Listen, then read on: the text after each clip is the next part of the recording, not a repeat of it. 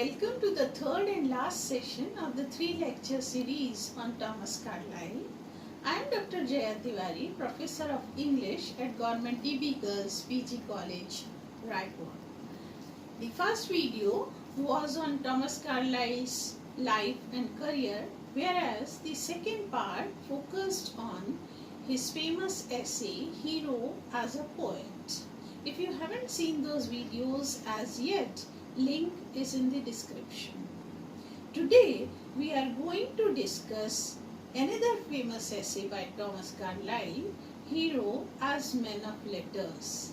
The main objectives will include the introduction of the essay, Hero as Men of Letters, the impact of the art of writing and printing, and of course the three major heroes as men of letters discussed by Thomas Carlyle: Johnson, Rousseau and Robert Burns. So, to begin with, Hero as Men of Letters is a part of series of lectures that Carlyle gave, and later on he got them published in the form of a book of essays titled On Heroes, Hero Worship and Heroic in History.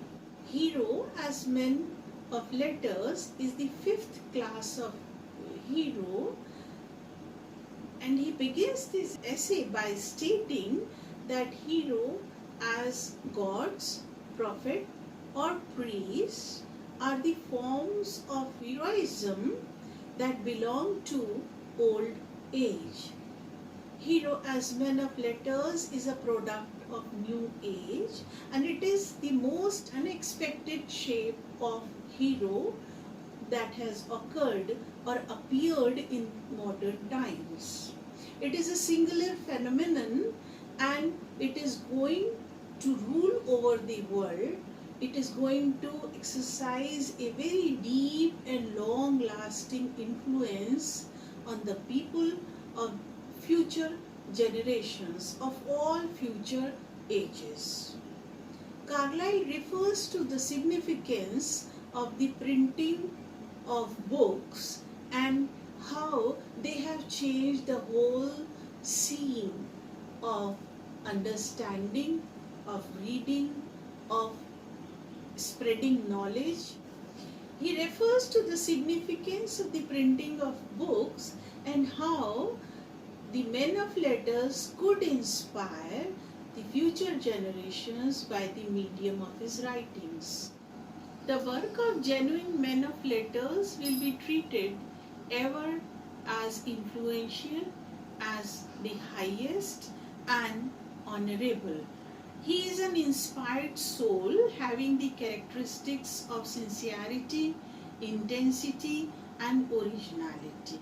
He further moves forward by referring to the transcendental philosophy of the German scholar Fichte, who in his book On the Nature of Literary Man has stated that what we see or do in this world is only a kind of vesture or the sensory appearance, and at the bottom of all this lies the divine idea of the world.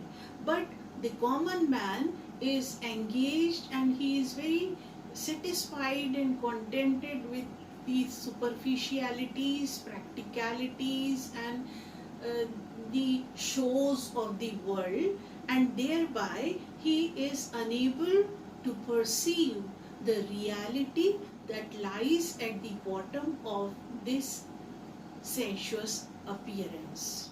And therefore he is a very influential person, because what others cannot see he can perceive, and what he perceives he propagates to the world.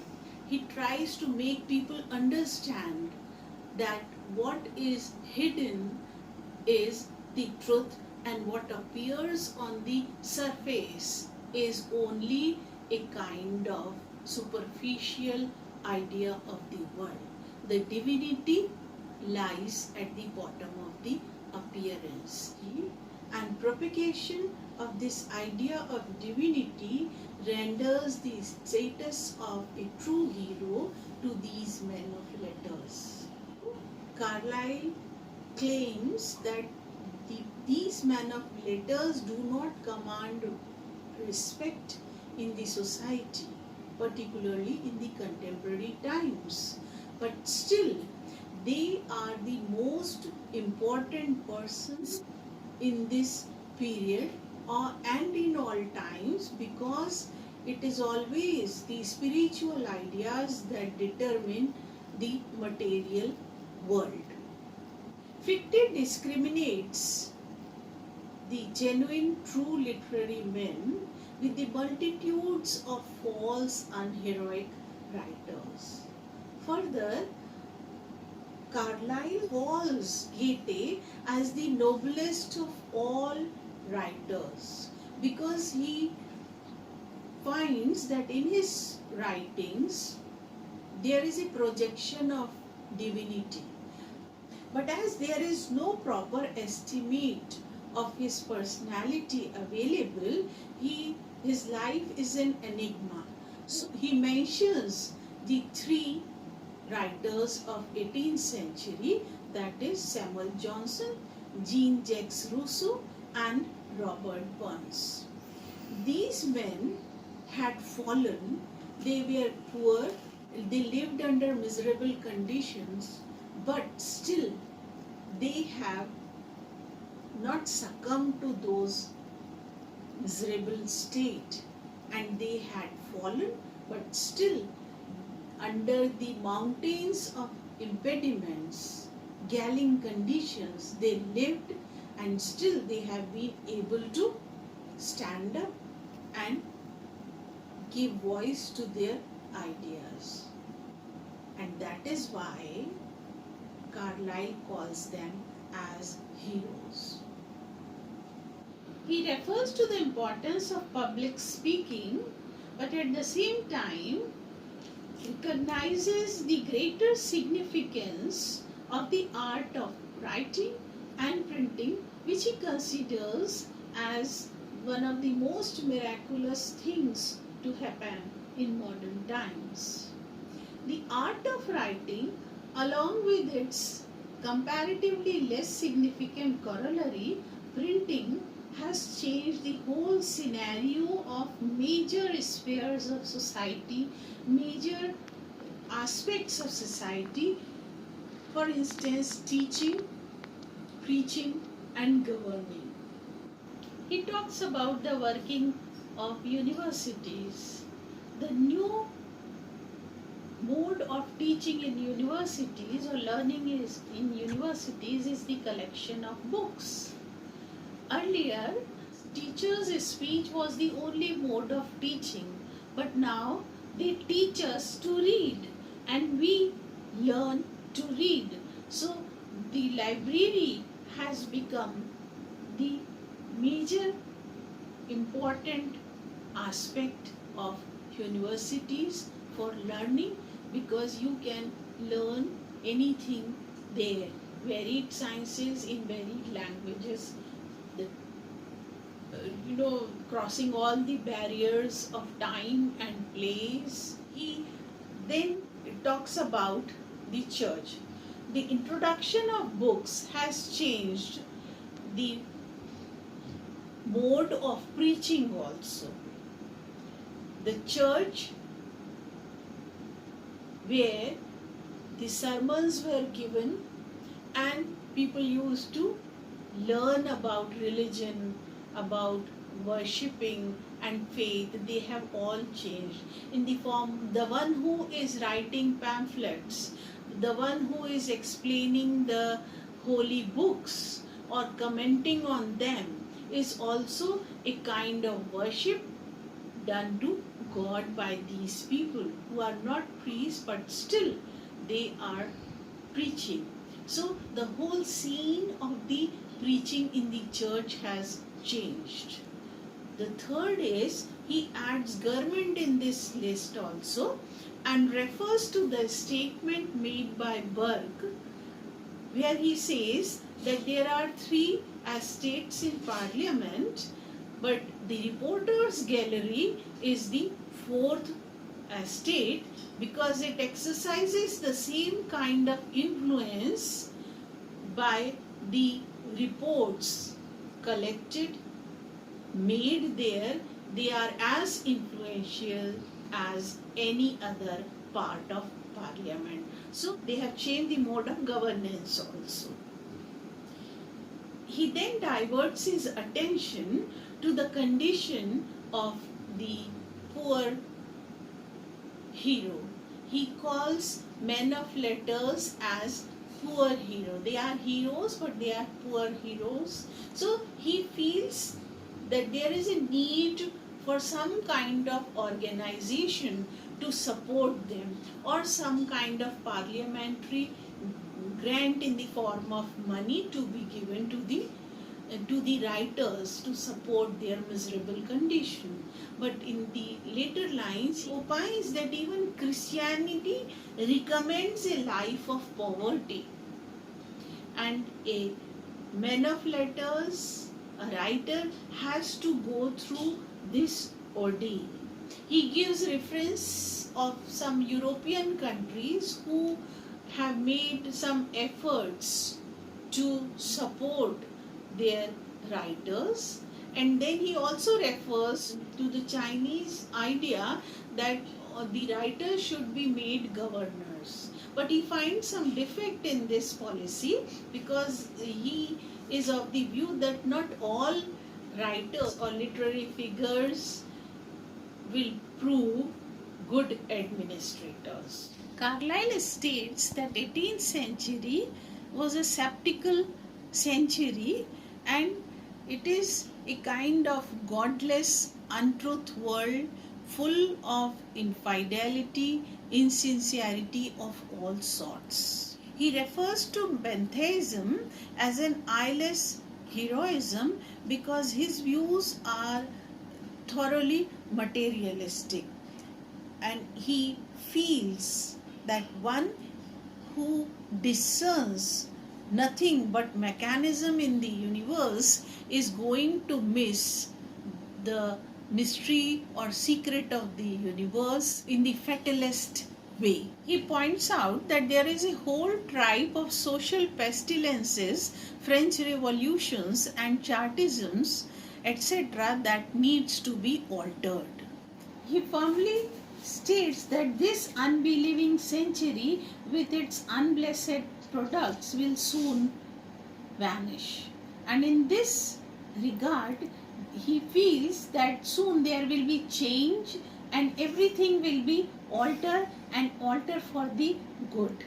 There are men everywhere, here and there, who know that there is truth in this world, that there is Godhood alive in this world, and they are going to propagate this idea of truthfulness, and it will turn, this unbelieving world will turn into a sincere, truthful, God-loving, God-caring, God-fearing world. It is a period of doubt where the old truths had fallen out, fallen dumb, and new ones lay yet unhidden. Under these circumstances, still Carlyle believes that a new era will begin with the emergence of, with the writings of hero as men of letters. The first hero as man of letters discussed by Thomas Carlyle is Samuel Johnson. Carlyle says that Johnson's writings are now fast becoming obsolete, but his style of thinking and living will never become obsolete. His books are the indisputablest traces of a great intellect and great heart. He praises his dictionary and claims that the great intellect of Johnson could be proved only by his dictionary itself. He refers to his dictionary where he finds clearness of definition, solidity, honesty, insight, and successful method, and hence he calls it as the best of all dictionaries. Johnson lived in isolation, poverty, and physical pain all through his lifetime. Carlyle narrates the story of shoes at Oxford.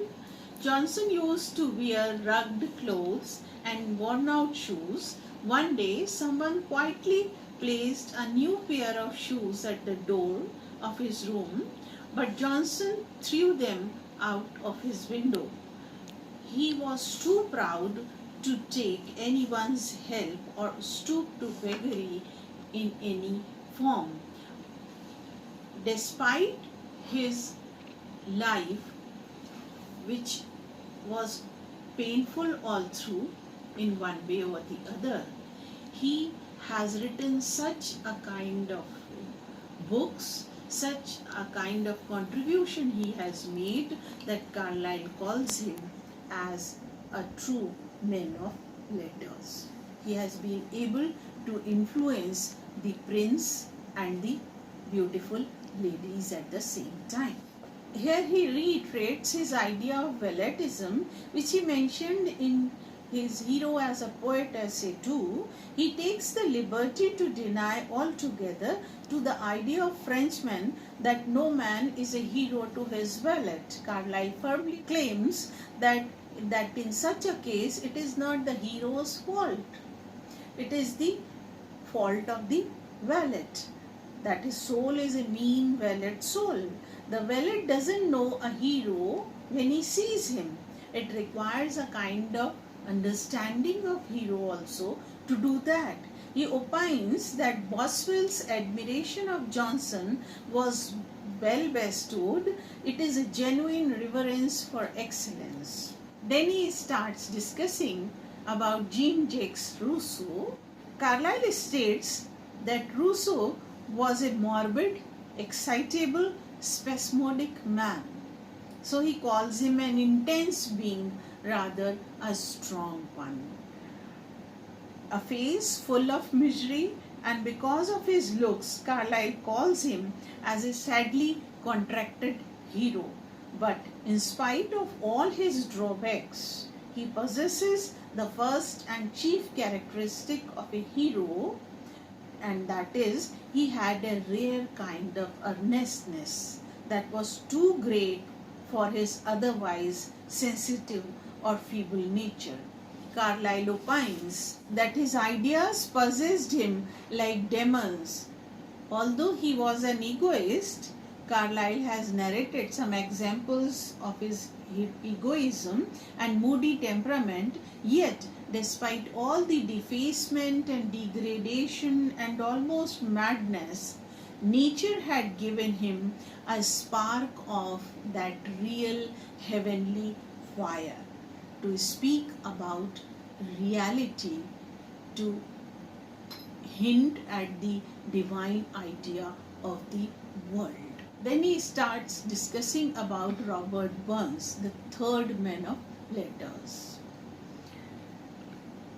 He says that it is a curious phenomenon to find a hero in Robert Burns in the unbelieving 18th century. Carlyle beautifully states that he is like a little well in the rocking desert.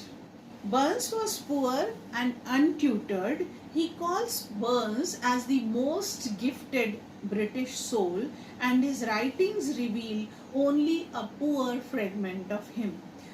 Instead of poetry, his gifts become evident in conversation. They are marked by Carlyle as the gracefulest utterances of courtesy, the highest, free, passionate, loud floods of mirth.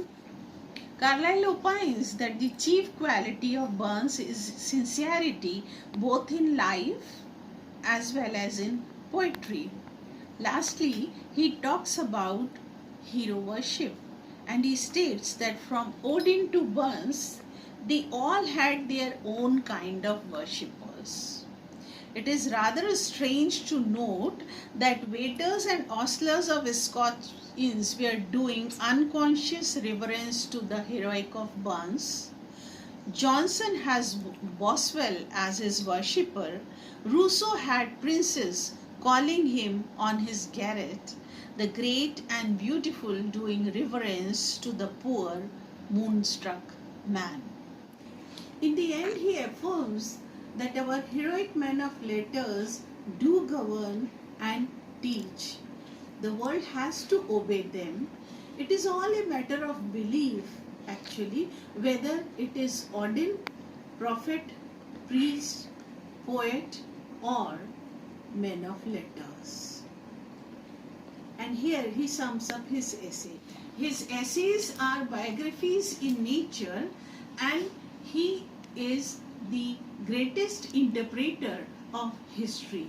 Now, before that, we can also call him as a prophet, because the same kind of qualities, one can take the liberty of calling him as a hero in the form of a writer, Thomas Carlyle, because he shows the same kind of sincerity, intensity, a deep penetrating eye, and a keen sense of observation and originality when he discusses his heroes.